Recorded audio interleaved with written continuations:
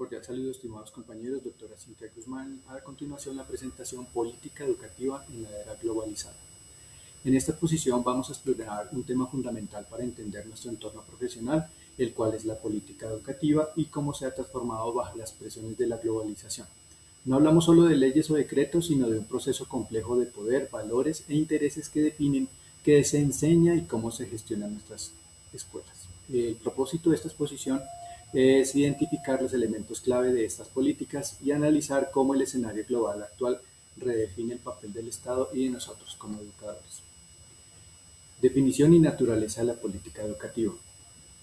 La política no es un texto estático como señalan las fuentes, es una asignación autoritaria de valores. Esto significa que mediante la política el gobierno debe decidir qué valores y recursos son los más importantes para la sociedad en un momento dado. A menudo pensamos en la política como algo puramente racional, pero la realidad es que es un campo de batalla de ideas. Existen políticas materiales que asignan recursos reales y políticas simbióticas que a veces solo buscan cambiar la percepción pública sin cambiar la práctica diaria. Es vital entonces que sepamos distinguir entre lo que se dice y lo que realmente se hace en las instituciones. Tenemos entonces las tipologías de la política, las políticas materiales, las cuales proporcionan infraestructura, funcionamiento.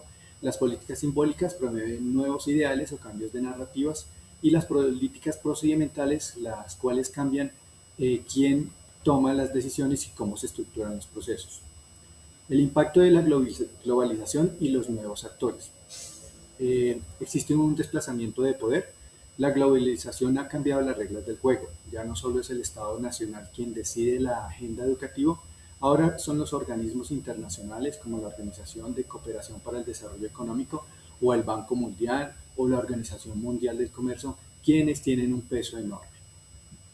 Vemos pruebas como PISA o las recomendaciones de capital humano se convierten en normas globales que todos los países intentan seguir para ser competitivos en el mercado mundial. El Estado ha pasado de ser un proveedor de educación a ser un regulador o gerente que rinde cuentas a estos estándares externos. El imaginario global y el neoliberalismo. Esto no es neutral, existe un imaginario global de corte neoliberal que se ve a la educación principalmente como una herramienta para la economía. Se promueven conceptos como la elección de escuela, la competencia y la eficiencia, a menudo a expensas de la equidad social o la formación ciudadana integral. Para nosotros, los docentes, esto se traduce en una mayor presión por la rendición de cuentas y a veces en una pérdida de la autonomía pedagógica real, ya que el éxito se mide bajo criterios puramente técnicos y estandarizados. Hay entonces una metamorfosis del Estado. Antes el Estado era un proveedor, ahora es un Estado regulador o evaluador. El Estado ya no controla, sino que impone estándares y audita los resultados. Se delegan las responsabilidades administrativas a los colegios y hay un control a distancia mediante evaluaciones estandarizadas. Se habla entonces de lo que es el palimpsesto. Aunque los libros de texto suelen presentar la política como un ciclo ordenado, la experiencia nos dice lo contrario. En las escuelas en las que nosotros enseñamos, las políticas funcionan como un palimpsesto, es decir, las nuevas reformas se escriben encima de las anteriores sin borrarlas del todo. Esto genera confusión y contradicciones. Los docentes y directivos terminan mediando o traduciendo estas políticas para que tengan sentido en un contexto local, lo que a veces genera resultados muy distintos a lo que los políticos imaginaron originalmente. Se tiene entonces el ecosistema de la política contemporánea, en donde la globalización reprogramó al Estado y utiliza la evaluación como un método de control.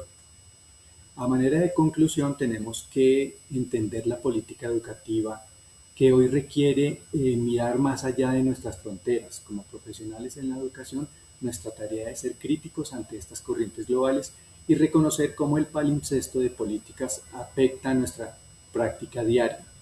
La invitación es a no ser a no ser solo ejecutores, sino analistas activos que comprendan las tensiones entre lo global y lo local, buscando siempre que la educación siga siendo un derecho y no una mercancía. Estas son las referencias. Muchas gracias.